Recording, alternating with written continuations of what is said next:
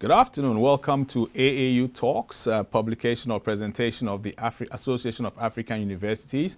We are live on our Facebook page at Association of African Universities and also live at AAU_67 on our YouTube channel. It's a pleasure hosting this show this afternoon. I'm sure this is a strange face you've seen here, probably the first time you're seeing this face on AAU Talks. My name is Armstrong Mortagbe. I'm into quite a lot of things, one of them being media, also sports, and talking about purpose. So those are some of the things that I'm into. But this afternoon I'm here as a sitting host on AAU Talks. We're engaging with a guest from some oceans away, if I may say so, a guest who is living a dream. This afternoon our topic for conversation is empowering dreamers to become achievers. How many of us have not dreamt so many dreams before? We've been dreamed so many dreams. I remember watching on so many channels the story about Martin Luther King Jr. He said, I have a dream, and the dream was such a compelling one. It drove so many people, and I believe that that is the essence of what we are going to be discussing this afternoon, turning a dream that looks almost inconceivable into reality. This afternoon show is talking about empowering dreamers to become achievers. We have an exciting guest who is leading and living his dream. We'll be right back after this break, and I'll introduce our guest to us. International University, you are the torch that lights above. In you we see a future bright, and by you the nation gaineth from services pure. The emblem that you trust is the message, unique in great and soaring the giants. We search the height of success is true, but with such a size not trust is surmountable. Equipped with knowledge, down to earth, we go out of your gates with dignity. May your vision bright and knowledge soar. Welcome back from that short break, and thank you for remaining tuned into AAU Talks, presentation of the Association of African Universities. We're live on Facebook at our Facebook page, spelled in full, Association of African Universities. We're also live on our YouTube channel at AAU_67. Reminding you that I'm the sitting host this afternoon on AAU Talks. My name once again is Armstrong Mortagbe. I've said a little bit about myself. We need to speak about the gentleman who's joined us in the studio to talk to us on this subject. I call it a concept, but it's a subject matter that is very weighty. We live in a country and on a continent where many people's dreams don't end up being realized. Dr. Miles Monroe, blessed memory, made a statement very profound, which I buy into. He said that the graveyard is the wealthiest place on earth, and he explained it by saying that in that graveyard you have so many ideas, so many views, so many dreams buried with the persons who couldn't live those dreams. This afternoon we are going to talk about how to turn your dreams into a reality or realities, how to move from being a dreamer to becoming an achiever. There's some literature I've read which say that people who dream a lot end up not achieving a lot. It's almost a default gap in the makeup of a dreamer, that he dreams so much and achieves so little. This afternoon we're empowering ourselves to move from dreaming into achieving, and we have a package that is made up of many parts, if I may say, but interlinked: a financial strategist, a communications consultant, a leadership coach, an author, a motivational speaker, all wrapped in one. Mr. Ramsey J. Jr., coming out of the United States of America. You say a bit more about where he's coming from. Ramsey, welcome to AAU Talks. Good to see you. Thank you for having me. On AAU TV. Yes, yeah, sir. It's good to have you. Honored to be here. I mean, when we had the conversation out there, I say, this guy feels like a very exciting person. I'm sure you're going to excite our viewers this afternoon. So to cut to the chase quickly, Ramsey, a little bit about yourself, background, where you're coming from, a few of the experiences that you've been through and how they've shaped who you are today. And you need to tell us how you're mixing being a financial strategist with being a leadership coach. Oh, I'm happy to do it. Thank you for having me here, and thank you for AAU Talks, putting such a platform in front of me to share some words of empowerment and encouragement. And before I talk about myself, I want to make sure that I underscore the notion of what we're talking about here, and that is fundamentally moving from the dreaming narrative to the achieving narrative. Absolutely. Believing that in 2018, this is a global phenomenon where I think we have a lot of people that are telling us that you can, you can, you can. Neil and AAU Talks, I believe we've got to move this thing to showing people how do they achieve what we keep telling them that they can do. And that's what I really have spent the better part of 10 years researching and putting to practice skills and principles to do that. So I look forward to unpacking that for all of our guests that are watching us online. Sure. By way of quick background, I grew up in Southern California. So that's the West Coast. We call that the better of the two coasts of the United States of America. Grew up in Ventura, California, a small community, beach community, I actually would let you know. Went on to college, a student athlete in college. You're an athlete? Yes, sir. I ran the 400 meters. I like to say. Oh, you did? The toughest in the business, I Neil. tell you, I did it also myself. That's why it's a tough race. I tell you, my dad's probably watching this. He said I used to be able to pick him up and put him down. So pretty good athlete back in my day. Went to college on a scholarship to Fresno State, where I also developed a passion for business and finance. So that's kind of where that entered into the equation. Right. Went on and did advanced education work, have a master's degree in business administration from the Tuck School of Business at Dartmouth College, an Ivy League institution. So I have a little bit of X's and O's, some would say, upstairs.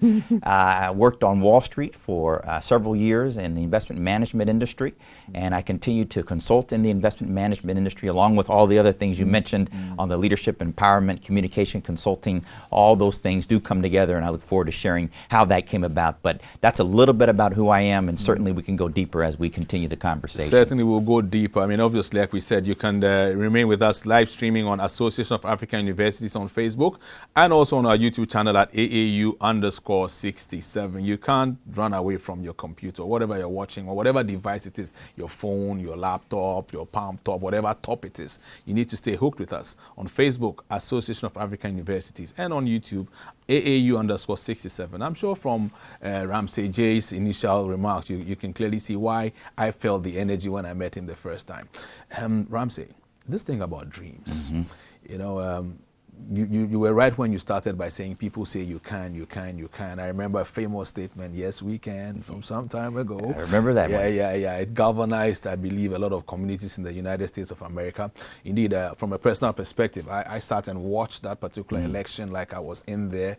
And the sense of history happening was one of the most profound feelings I've ever had. Why would you say, the statistics will tell you, that there's so many dreams that end up going unrealized? I made a reference to Dr. Miles Monroe's statement, and so many others have said it in different ways, that we have so many people having dreams, and those dreams don't get realized.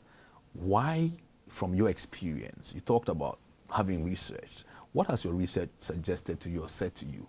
Why does it seem so difficult to move from the dream to the realization or achieving that dream? Yeah, no, I think it's a great question, and that's where the conversation has to start. To me, the bottom line here is I think you have to be a student of the methodology and the process to actually achieving a goal and a dream. And that is actually a process that requires as much diligence, study, practice, as anything else that you would consider to be a technical skill or a technical trade. Take an engineer, take an electrician, take a doctor, take a lawyer. These are people who fundamentally study their craft, have the fundamental processes and basics to actually go out and execute said trade as a career. Achieving a goal or a dream, particularly in today's society, in Africa or in America, requires the same type of discipline, methodology, strategic thought process to do so. And I think what we've done, and we've done a great job of kind of what I call sensationalizing or commercializing the idea of what you can become. But we don't do a very good job of actually narrating what is the process. I mean the legitimate 1, 2, 3, 4, 5, 6 steps to achieve that thing that we see commercialized that people are doing. And I think we have to do a much better job of being as prescriptive in the process versus the performance analysis of how people achieve great success. The example you referenced, the 44th President of the United States, Barack Obama, I remember making a statement when he was elected, finally President-elect, and I said, it's time for the world to dream a new dream because this what we call impossible dream has been realized, where a man half Kenyan, half Hawaiian, with the Barack Hussein Obama name, and not just elected to the office, but the highest office in the land, right in front of our eyes, and suggesting to us this notion of what we can be or can't be has to be elevated. And so, Neil, I like to say this: if you are not hearing no, while you are pursuing your dream, I fundamentally am here to say that you are aiming too low. If you're not hearing no. I'll say it again. If you are not hearing no, while you are pursuing your dream, you are aiming too low. What is that to say? It doesn't mean we want to get into the business of expecting no's. We want to understand that no comes with the territory if you are truly aiming high. I would argue that President Barack Obama heard no many times. And I think it's the pursuit of that high aim that says even if you don't achieve the ultimate dream, you will achieve fundamentally more than one who doesn't have a dream set at extraordinary high heights. And I'll close on this and give it back to you, but here's the fundamental truth. A dream is something that you're supposed to manufacture up in your mind, but I like to say this. I don't believe that the God that we serve would give us the ability to create such images of grandeur in our subconscious or supernatural if there wasn't something that we can do fundamentally day in and day out to begin to make that mystical idea become a reality. And that may mean it is more than one generation in coming, but we stand on the shoulders of those who were ultimate dreamers before us. Shame on us if we don't continue to dream at such elevated heights. All right, so you talked about methodology. You talked about going through some technical points. Yes, sir. Would you therefore say that that gap that I referred to in the question could be from the fact that we are good at dreaming? You spoke also about the fact that we've commercialized what you can become. Yes, sir. Without honing in or driving hard on what you must do. That's right. To become.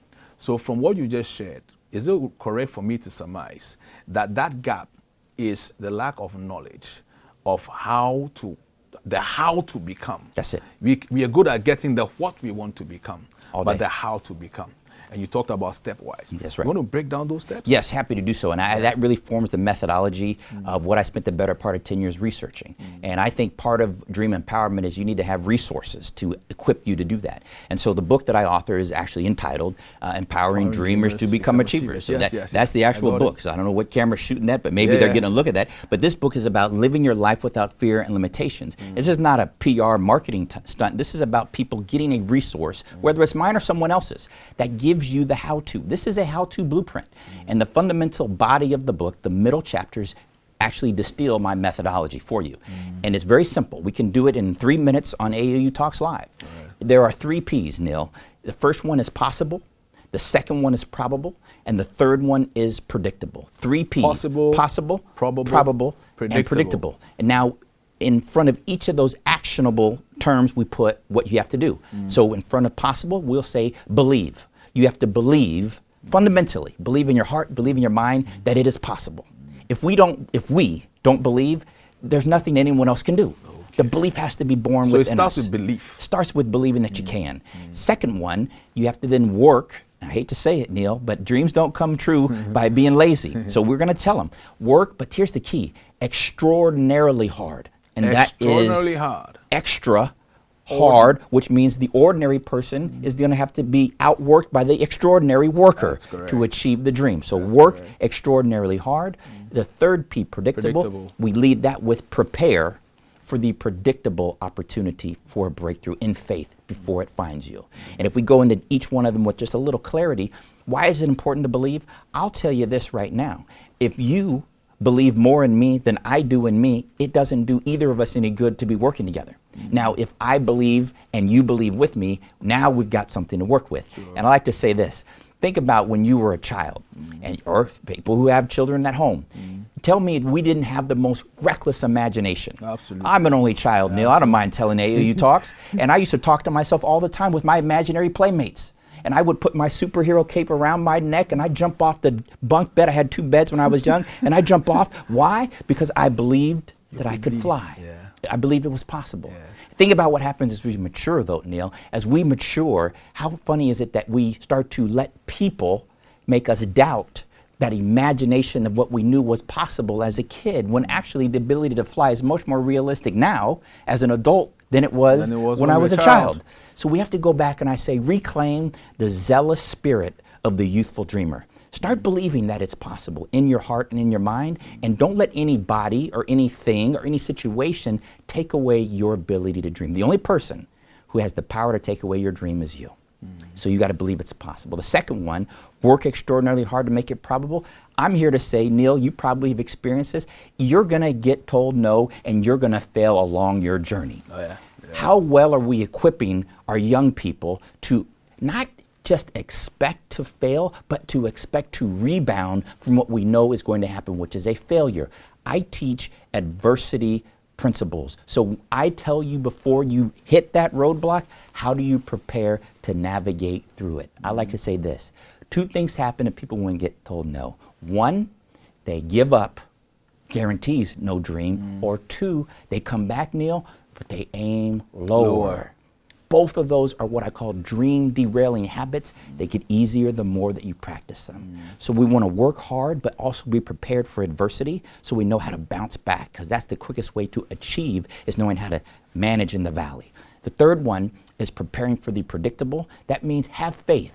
Before that world-class opportunity comes flying by, you've got to be ready. Who knows, Neil, when you and I are walking out of this parking lot, who might be walking in the lobby? And if we're not prepared for that breakthrough opportunity, we don't have that briefcase ready, we don't have our CV ready, we don't have our thumb drive, we don't have our CD with what we want to become ready, that opportunity goes passing us by. Why? We weren't ready. And that other person who walks by who maybe wasn't as good as we were, but they were faithfully preparing, and they got the opportunity. So you went through, you shared with us on the possibility, the possible, the probable, and the predictable. That's right. One of the parts that struck me, Ramsey, was where you spoke about we don't work hard enough.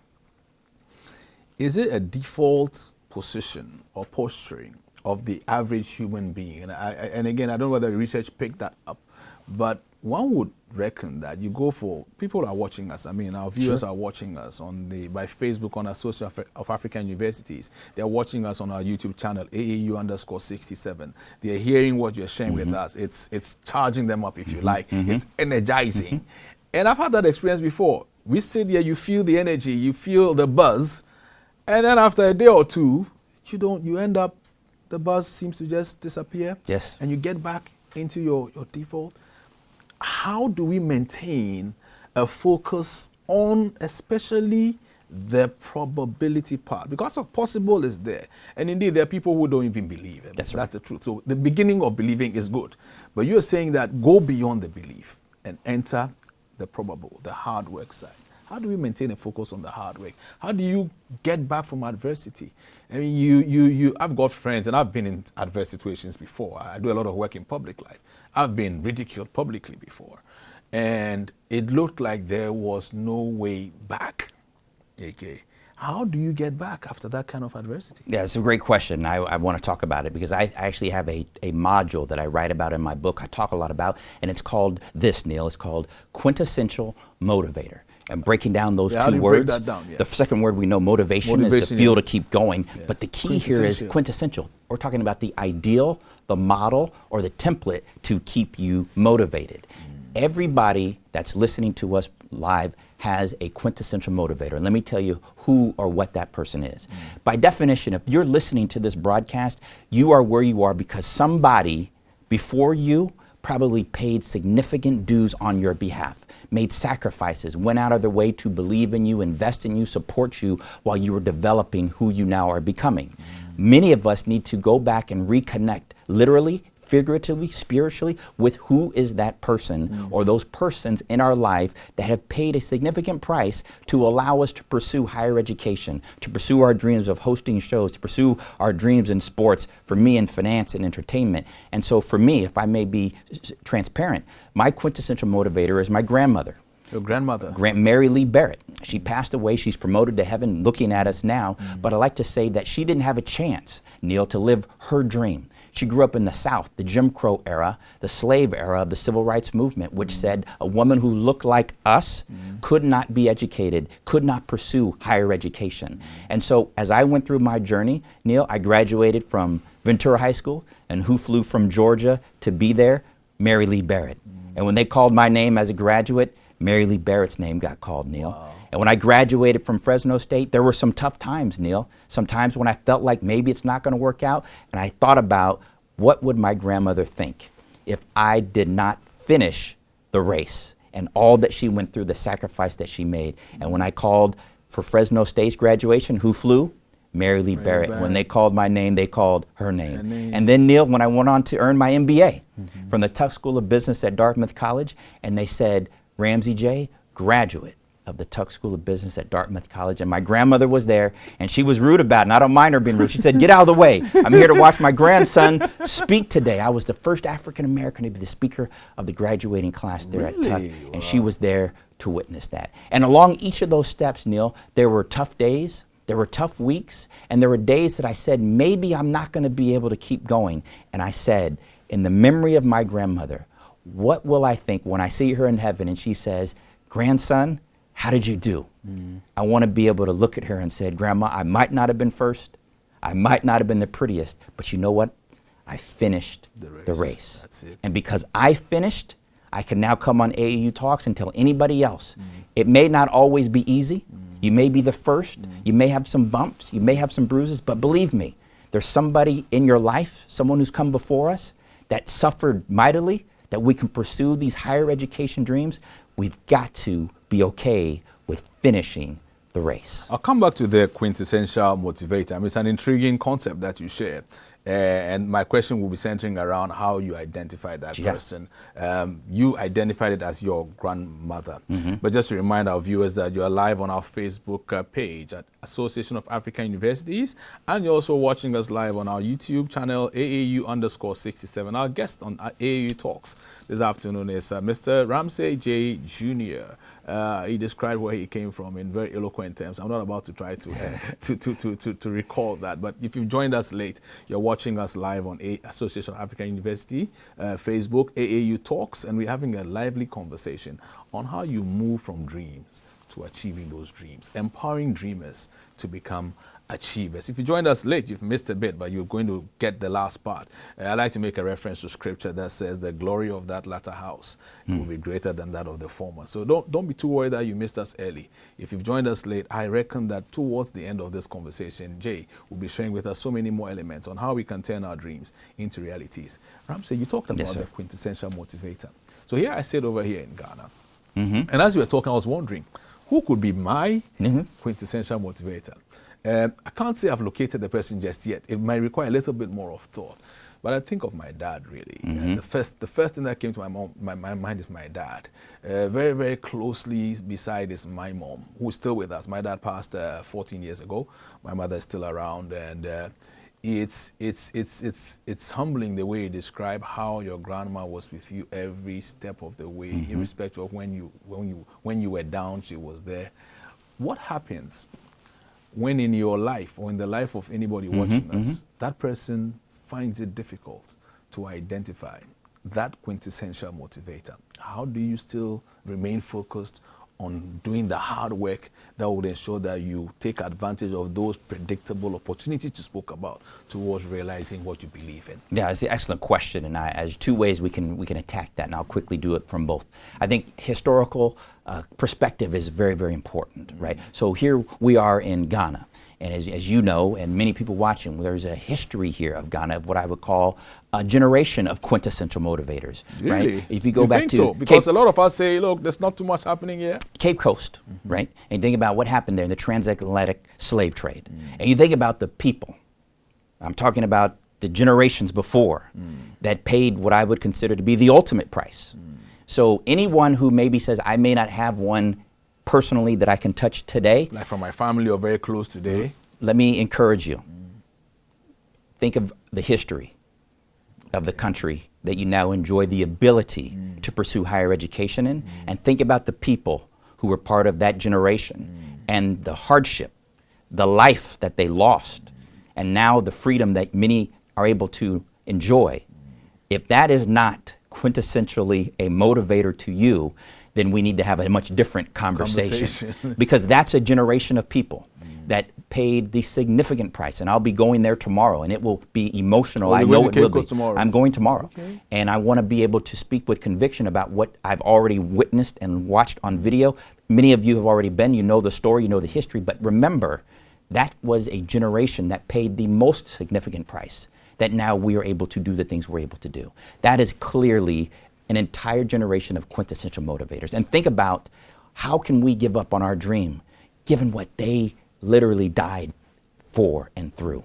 That's powerfully motivating. So that's one perspective. And the other, we can talk about current historical examples, right? We can talk about Malala Yousafzai, the great young 17-year-old who actually was the youngest Nobel Peace Prize winner at the age of 15, getting shot in the head for speaking up on women's rights against the Taliban. That may not be someone you know personally, but maybe you're someone sitting at home that says, I want to be a great change agent. I want to be a woman that puts Ghana on the map. I want to break down barriers. You look for role models like that and you find their story. Remember, she was a young woman. Martin Luther King was a young man. He was 26 years old when he took over the SCLC and led it from 28 years old till his assassination at 39. So young people that are saying, I want to be a great icon and lead civil rights campaigns, these are people we want to draw from, gave his life for the mission of civil rights. Remember that Nelson Mandela was 26 years old when he took over the African National Youth Leadership Conference. He was a young man, and look at how much now he has been revered and will always forever be revered. So we look at historical significance going back to Cape Coast and the transatlantic slave trade, and we're all Ghanaians are descendants of that, and we're rich people because of that. But then you can make it more natural to today's contemporaries, from Malala Yousafzai, Martin Luther King, Nelson Mandela. We could go down the list, and we draw from these people and we make them what I call our role models. And we actively role model their resilience, talk about adversity, talk about being able to bounce back. What rich examples we have from a historical and now contemporary standpoint. All right. So what you're saying, therefore, is that we have no excuse. We have no excuse for saying we don't have a quintessential motivator. That's I'm on the record of saying that, Neil. We have put plenty. On the record, eh? We have plenty of people that should keep us motivated to keep going through some tough days. Okay. So let's come back to the issue or the concept of predictable opportunities. How do you identify these predictable opportunities? So you've gone through the phase of believing possibility or possible. You've come to the phase of identifying the quintessential motivators that help you to remain focused on doing the hard work. These predictable opportunities, how do you identify them? That's the question, and that's the beauty of it. You can't always know when they're coming. That's why we put the prepare for them in advance. Let me give you some granularity. True story for me. You said, well, how do I get into all these things that I'm now doing? I will say because I was preparing for them before they were coming. So when I was in grad school, earning my MBA at the Tuck School of Business at Dartmouth, this is a true story, Neil, this is a true story, AAU Talks. I went down and had a business card made. And Neil, that business card had my name on it, and it had a title. My title on that card, Neil, was Ramsey J. Jr., professional speaker and author. But by then, you've not done anything as far as learning or you're telling on me now, Neil. You're telling on me. In 2005, when I had that card made, I had not given one professional speech, and I had not authored one book. But I made a card that said, I am what I am. Why? Because I have been speaking since I was born. I've been talking to myself since I was a kid. And I have been writing notes, raw material for the book for months and years. So I am what I am. True story. The day I walked out of the print shop, a woman walked in, Neil. She said, Ramsey, how you doing? I haven't seen you in a while. Do you have a card? And you had it. I said, I have 250 brand new ones, ma'am. How many would you like? And I reached out and I gave her one. She looked at the card and she says, oh, Ramsey, you're a professional speaker? I said, and author. Author, yes. Don't cheat me. Yeah, I'm all that. And she said, oh, I have an event coming up. I need someone to speak to some kids. I said, ma'am, do you see what I am? That's what I do. Wow. I went and gave a speech. There were 30 or 40 people there, Neil. They said, man, that was amazing. Do you have a card? I said, I have 249 of them, but you better get me now because I'm going to be big in this one day. And here we are now. Look at me, sitting here in Ghana on AAU Talks, doing what I was preparing to do before someone said, here it is. AAU Talks family needs to know. Don't wait for it to come to you. Don't wait for it to be handed to you on a platter. You get prepared in faith before, and when that day comes, you're not going to have to say, I'm getting ready. You'll say, I'm prepared. All right. On that faith note, we'll take a short break and come back to, I mean, it's already been exciting, and usually when it gets this exciting, somebody starts signaling me, you guys got to round up. Well, we'll see our round up very soon. But Jay and Ramsey, it's been awesome so far. We're looking forward to the third part of our conversation. We take a short break. Remember, you're live on our Facebook page, Association of African Universities. You're also live on our YouTube channel, AAU_67. We're having an enthralling conversation with Mr. Ramsey Jr. He's taking us through empowering dreamers to become achievers. I'm learning a lot. I'm learning enough. And I'm privileged and happy to announce that I've got one of the books. You want to get one of the books? I'll tell you after this break. You may not have heard about us, but we have heard about you. You've been searching for a new kind of university that matches your ambition. Our world-class education is renowned, but there is more to us. Meet the university in Ghana that is transforming Africa. One that is nurturing a new generation of ethical, entrepreneurial leaders. One that offers scholarships thanks to the Mastercard Foundation, so that you can be part of our community of students who stand for integrity, discipline, and excellence. There is only one such university, only one, where 100% of graduates receive job offers or graduate school admissions. You may not have heard about us, but we have heard about you. You are Africa's future, and we are Ashesi University College. Together, we can begin to create a new Africa. Welcome back to AAU Talks on Association of African Universities, live on Facebook, also live on YouTube channels, Association of African Universities. If it is that you want to share some love or want to ask some questions of us, you can tweet those questions to our Twitter account, AAU_67. We're having a very exciting conversation with Mr. Ramsey J. Jr. He's a mishmash of things, but indeed, beyond all this mishmash, I'll say he's an inspirer.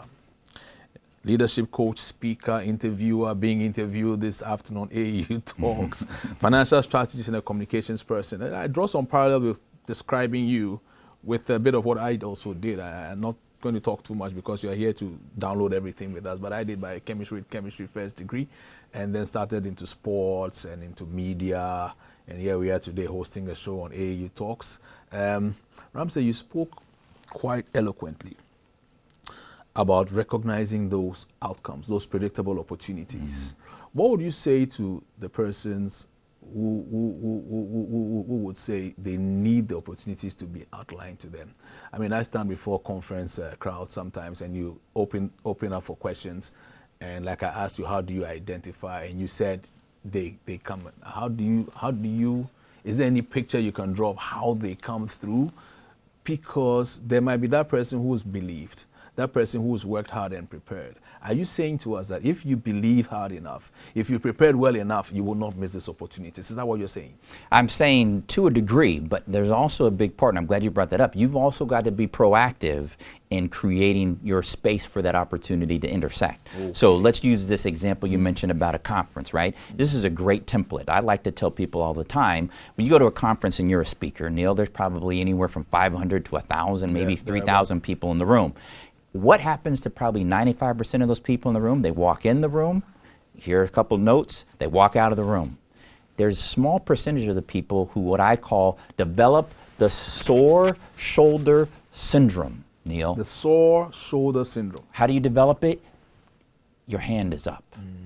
You're asking a question. You're asking for a follow-up. You're asking for your contact. You're asking where you're speaking next. You're asking what's your Twitter handle. You're asking what's your Facebook handle. You're asking, can I call you? You're asking for an opportunity for that breakthrough to find you. Now, everybody else walked out of that conference, didn't do any of those actions, didn't develop the sore shoulder, so they didn't put themselves in a position. I'll say it this way, Neil. When I was an undergraduate student at Fresno State, I wanted to work on Wall Street, and the firms that I wanted to work for didn't recruit at my school. They didn't? They did not. So what am I going to do, Neil? Here I am wanting that breakthrough opportunity, and they said fundamentally, we don't recruit students at your school. And I was at Fresno State.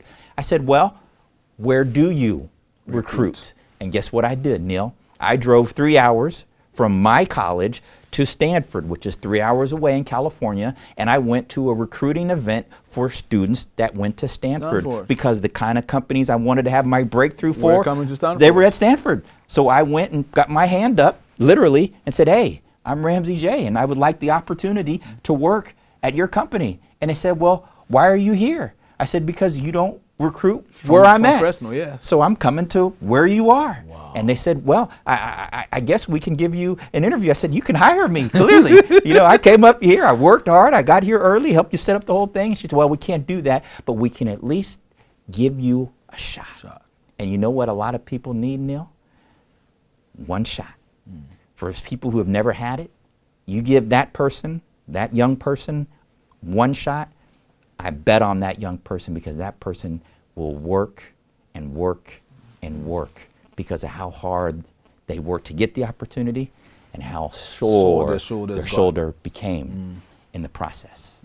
You know, there's this. I don't know how whether you've gotten any background on the context for a lot of young Africans. There's this phenomenon I've observed where so many of our young people are looking at how they can make it in life. And they pick a lot of examples from the political space. The definition of success is what I want us to look at, where people see a person driving in a Porsche car and say he's got it, he's made it. They see the house in which the person lives, he's made it. And yet when you go and dig back into the background, into the person flashing all these things around, you find that the methods that got the person there are not really methods that you want to emulate.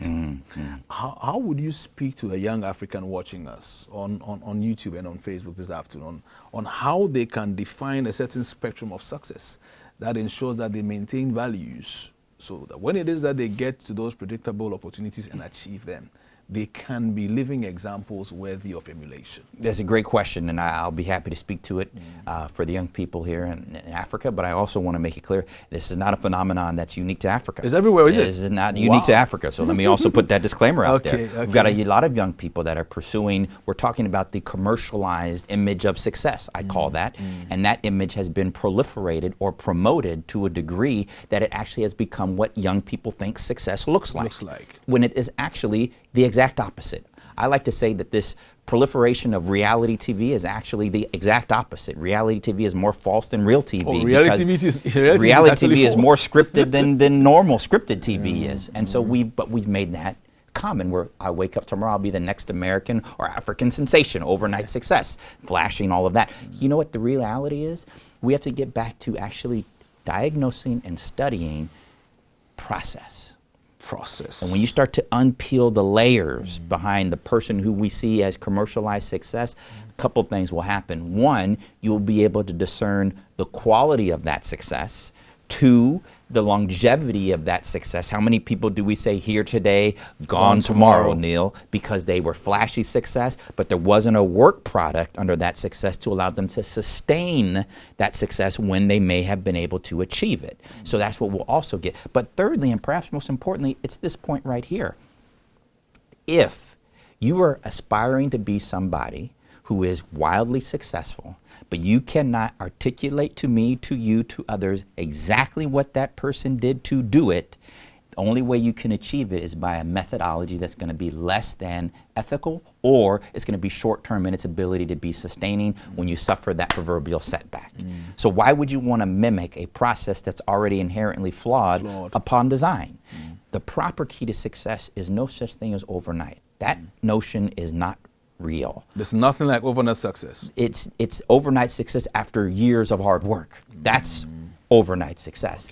And that's also what allows you to have staying power. I like to say this, at the end of the day, success has to be defined as your ability to leave what I call, Neil, an indelible footprint. What does that mean? Translation, you've achieved success in such a way that you are allowing other people to come along with you while you're moving forward. And ultimately, a truly successful person here in Africa is somebody who will help other people exceed their accomplishments because of how they've left a track that can be emulated and be successful beyond their lifetime. That's the success paradigm that I would love to help Africa be able to adopt for its young people. I mean, Jay, I'm enjoying the conversation. I'm sure our listeners on our Facebook page, Association of African Universities, and our YouTube channel, same Association of African Universities, are enjoying the conversation. But we need to be wrapping it up here. We've talked, we've run through, and one of the things that stood out for me was where you did the 3 Ps. The fact that possibility is key. Believing that this thing can happen. Yes, sir. The probability, as in working through the steps that will take you to take advantage of those predictable opportunities. You gave a very vivid picture of how you can tap into those predictable opportunities. In rounding up, what would you say? And I'm not too much of a fan of top three best, but any major keys that you believe out of or distill from the book you shared with us, Yes. moving from the dreamers to become an achiever, empowering dreamers to become achievers, any major keys that you would want to leave with our viewers as we round up this conversation on AAU Talks on the Association of African Universities channel? Yes, let me leave them with three. There's many, but let me leave them with three, Neil. Number one, we talked about it, but I want to recap it. Here, listen to me now. If you are not hearing no while you are pursuing your dream, you are aiming too low. If you are not hearing no, you are aiming too low. Number two, anytime someone asks you where you are from, you answer them, but also you add where you are going. Okay. Never let anybody anchor you to your past. Be proud of where you come from, but never let that anchor be where you remain. So when they ask, where are you from? Tell them, I'm from Ghana, but I'm going to, and answer that with power and confidence. And then thirdly, I always say it, but I'm going to say it again, never, ever stop dreaming. Never, ever stop dreaming. And with that note, never, ever stop dreaming. And I almost thought you were going to say a quote that comes from a football club I support. It says, never say die. It's the name of the slogan of a club that I love. I'll not mention the name here because the viewers will say Neil is being biased again. But never, ever stop dreaming. How many times have we stopped dreaming just because it looks like this is not happening? Ramsey J, thank you so much for joining us this afternoon. AAU Talks. It's been a pleasure hosting you. And for me, I've been a sitting host for the first time. It's been a pleasure being here. I've learned so much. And I'm not saying because it's a cliche. Indeed, genuinely, we've learned so much. And we're looking forward to having you again on AAU Talks. Thank you, and enjoy your stay in Ghana. Thank you so much. You'll be going to Cape Coast, you said? Yes, sir. Tomorrow. I can't say I'll join you, but I'll look to hear from you when you're back from there. I'll share a report. The experience that you had over there. So, viewers, thank you very much for joining us on Association of African Universities by Facebook. Same Association of African Universities by YouTube. Those who tweeted will pick those tweets and we'll answer them on our next edition of AAU Talks. My name is Neil Armstrong Mortagbe. I've been here with Ramsey J. Jr., coach, leadership coach, financial strategist, communications expert, interviewer, conference speaker, motivational person. I say he's an inspirer. Thank you so much for joining us. We look to enjoy the rest of the afternoon and look to stay with us on AAU Talks at our next episode. Thank you very much and have a good afternoon.